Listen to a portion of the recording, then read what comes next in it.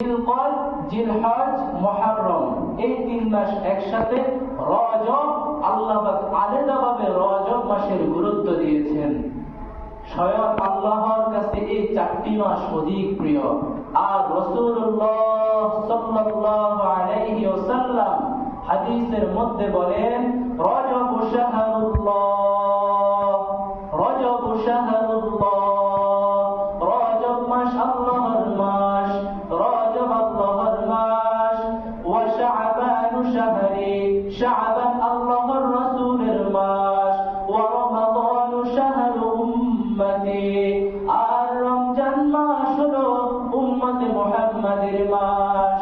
আল্লাহ পাক রব্বুল আলামিন রজব মাসের গুরুত্ব এত বেশি দিয়েছেন। রজব মাস দুনিয়ার উম্মতের কথা বলেননি, কোন নবীর কথা বলেননি। রজব মাসের গুরুত্ব স্বয়ং नहीं हो कुल फत में